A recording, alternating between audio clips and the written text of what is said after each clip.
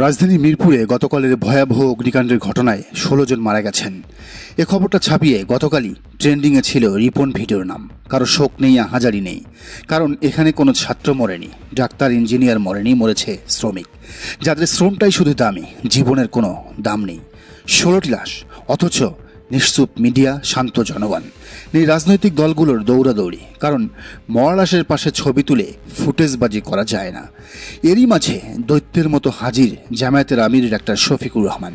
সেখানে গিয়ে শুধু ভিজিট করে ছবি তুলেই চলে এলেন তা নয়, শোকাহত প্রতিটি পরিবারকে 1 লাখ টাকা করে সহযোগিতা দেওয়ার ঘোষণাও দিয়েছেন তিনি। টাকা দিয়ে হয়তো জীবন আর ফিরে পাওয়া যাবে না, কিন্তু একটা অভাবী পরিবার যখন তাদের একমাত্র উপার্জনক্ষম ব্যক্তিকে হারিয়ে ফেলে, তাদের কাছে 1 লাখ টাকার মূল্য কোটি টাকার সমান। গতকাল মঙ্গলবার দুপুরে রূপনগর এলাকার একটি পোশাক কারখানা ও রাসায়নিক গুদামে আগুনের ঘটনায় এ পর্যন্ত 16 জন শহীদ এবং বেশ কয়েকজন আহত হওয়ার তথ্য পাওয়া গেছে। ঘটনার পর রাতেই ঘটনাস্থলে ছুটে যান জামায়াত আমির ডাক্তার শফিকুর রহমান। তিনি কারখানার ক্ষতিগ্রস্ত এলাকা পরিদর্শন করেন এবং উপস্থিত প্রশাসন, আইনশৃঙ্খলা বাহিনী ও ফায়ার সার্ভিস কর্মকর্তাদের সঙ্গে কথা বলেন। পাশাপাশি আহত ও নিহতের বিষয়ে খোঁজ খবরও নেন।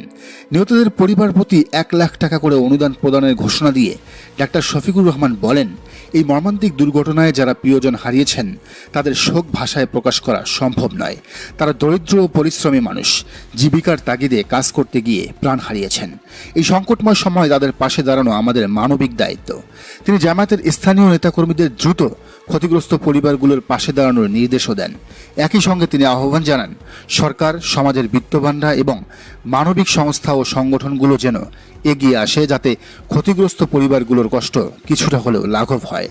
এর আগে এক শোকবার্তায় ডাক্তার শফিকুর রহমান এই দুর্ঘটনার প্রকৃত কারণ অনুসন্ধানে নিরপেক্ষ তদন্তের দাবি জানান এবং দায়ীদের বিরুদ্ধে আইনানুগ ব্যবস্থা গ্রহণের আহ্বানও জানান। একই সঙ্গে নিহতদের পরিবারকে উপযুক্ত ক্ষতিপূরণ ও আহতদের সর্বাত্মক চিকিৎসা সেবা নিশ্চিত করার জন্য সংশ্লিষ্ট কর্তৃপক্ষের প্রতি অনুরোধ জানান। ডাক্তার শফিকুর রহমান যখন ক্ষতিগ্রস্ত পরিবারের পাশে দাঁড়ানোর জন্য মিরপুরে, তখন শুধু শ্রমিকরা নন, খুশি হয়েছেন সেনাবাহিনীর সদস্যরাও। তাই তো হাসি মুখে সব প্রোটোকল ভেঙে তারা উচ্ছ্বাস প্রকাশ করেন আমিরে জামাতকে ঘিরে। সচরাচর কোনো রাজনৈতিক নেতাকে ঘিরে আর্মির এমন উচ্ছ্বাস খুব কমই চোখে পড়ে। বিএনপির মতো আরও বড়সড় রাজনৈতিক দলগুলোর নেতারা যখন মিরপুরের ঘটনায় চুপচাপ, তখন জামায়াত আমিরের সেখানে যাওয়ার ঘটনায় প্রশংসায় পঞ্চমুখ নেটিজেনরাও।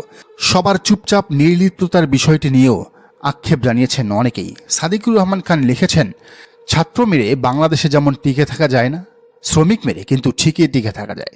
আজ মিরপুরে যদি একজন ডাক্তার মরতো, ইঞ্জিনিয়ার মরতো বা ছাত্র মরতো, এতক্ষণ তুল কালাম বেঁধে যাইত।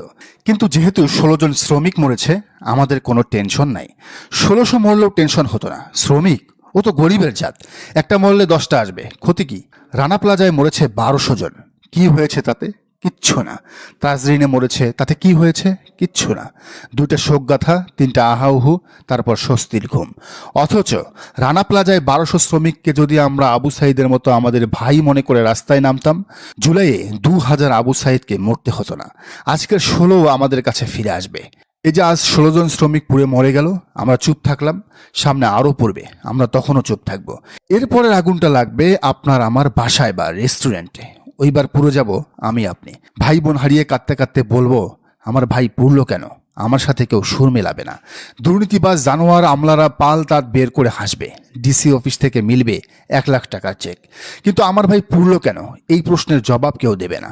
আমরা সেদিন বিড়বিড় করে বলবো, কি দোষ ছিল আমাদের? মিরপুরের 16 জন শ্রমিক তখন আসমান থেকে ফিসফিস করে বলবে, দোষ তো স্যার আমাদেরও ছিল না। যেদিন আমাদের পোড়ানো হলো সেদিন তো কিছু বলেননি। আমাদের এই নীরবতা একদিন আগুন হয়ে আমাদের দিকেই ফিরবে। যেমন রানা প্লাজা ফিরেছে, তাজরিন ফিরেছে, আমরা যেন সেই আগুনের জন্য প্রস্তুত থাকি। দর্শক, আপনার কি মনে হয় জানান কমেন্টের ঘরে। আর এই চ্যানেলে নতুন হলে অবশ্যই সাবস্ক্রাইব করে বেল আইকনটি বাজিয়ে রাখুন।